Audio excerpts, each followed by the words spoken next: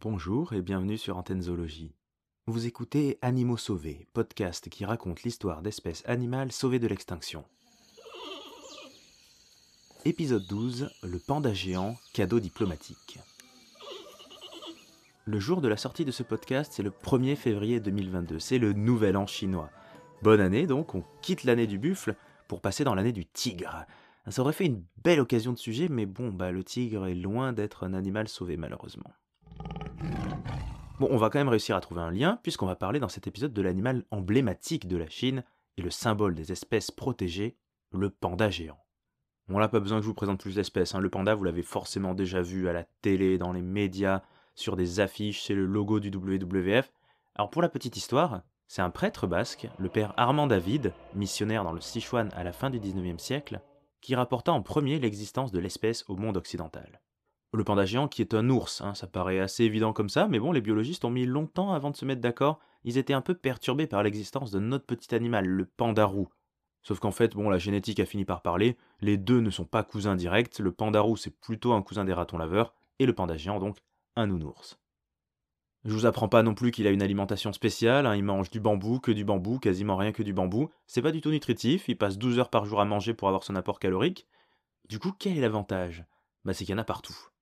Dans les forêts tempérées chinoises, le bambou, il y en a à perte de vue. Il n'y a qu'à poser son petit popotin et tendre la patte, et le panda trouvera toujours facilement à manger.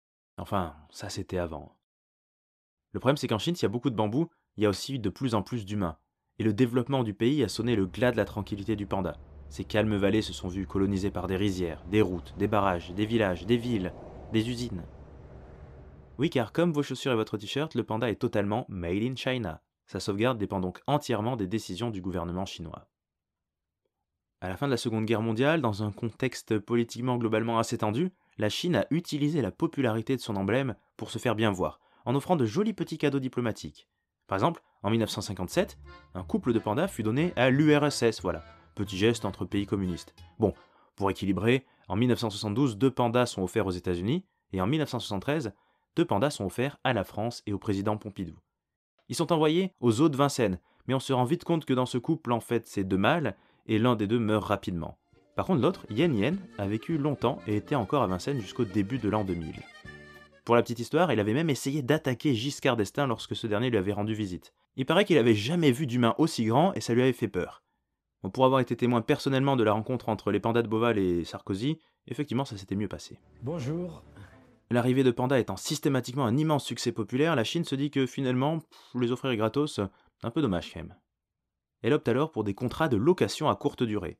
Un couple de pandas est loué pour 3 mois à Los Angeles en 1984 pendant les JO, et puis ils partent 3 mois ensuite à San Francisco. C'est une vraie tournée de rockstar en fait. Mais bon, transférer régulièrement des animaux qui sont si territoriaux, qui aiment bien leurs petites habitudes, niveau bien-être animal, c'est pas ouf. Et les associations écologistes commencent à dire que la Chine, à part balader en vitrine leur emblème, ne fait pas grand-chose pour sa protection.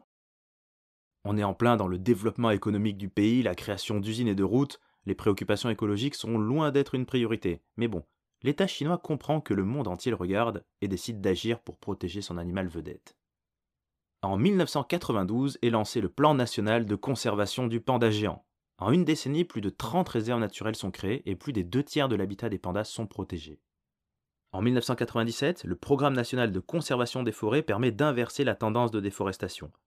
Si la Chine avait perdu plus d'un tiers de ses forêts entre 1950 et 2004, entre 2000 et 2010, on estime qu'elle regagne 1,5% de sa surface forestière par an.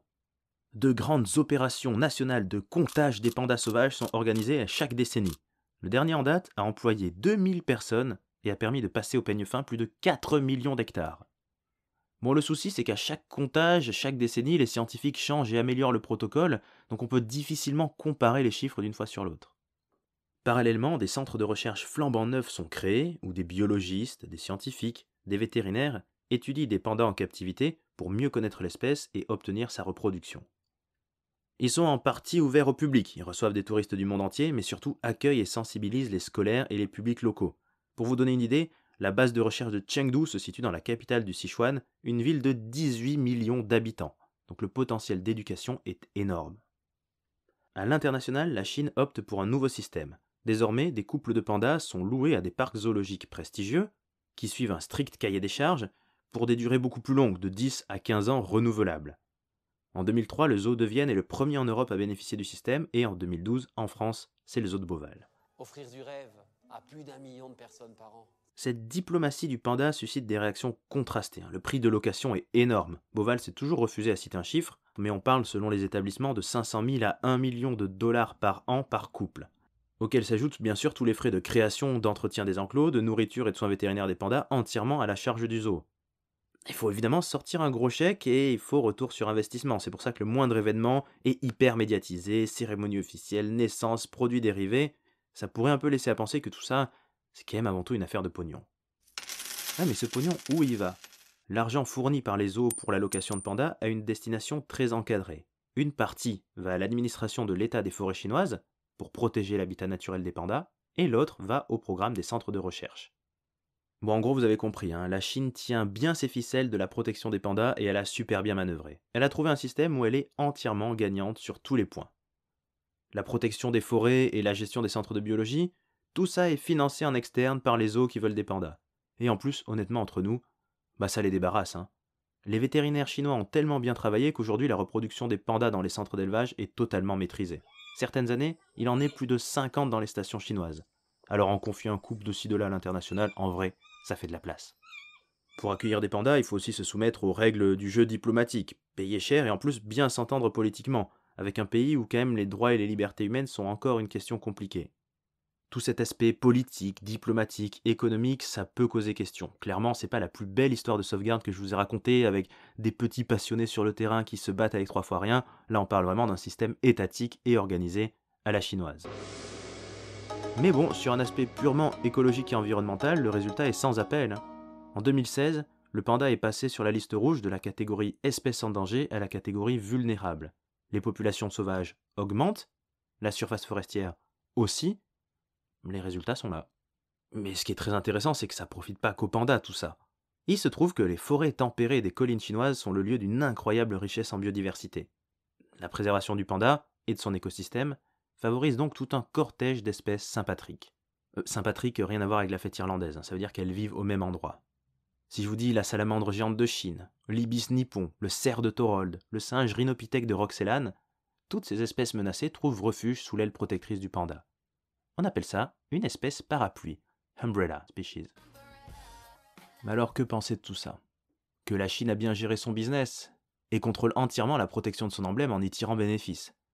La diplomatie du panda, tout ce décorum politique et économique, ça paraît avoir pas grand chose à voir avec la protection des espèces. Mais au moins cette médiatisation mondiale met aussi la pression sur la Chine, qui a le devoir d'obtenir des résultats et de réussir à préserver le panda géant.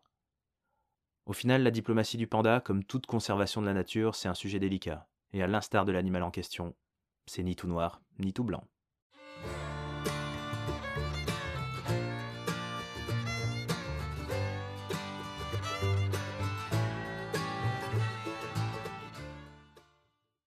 Merci beaucoup d'avoir écouté cet épisode. Si vous a plu, n'hésitez pas à réagir, à commenter et à le partager autour de vous. Vous pouvez nous suivre sur YouTube, vous pouvez vous abonner à la chaîne, vous pouvez aussi écouter nos podcasts sur Google Podcast, Deezer et Spotify. Retrouvez-nous sur les réseaux sociaux aussi, interagissez avec nous, lisez nos dossiers sur Instagram et Facebook. Plein de choses vont arriver et la série continue, donc restez connectés, continuez de vous émerveiller et à très bientôt sur Antenne Zo.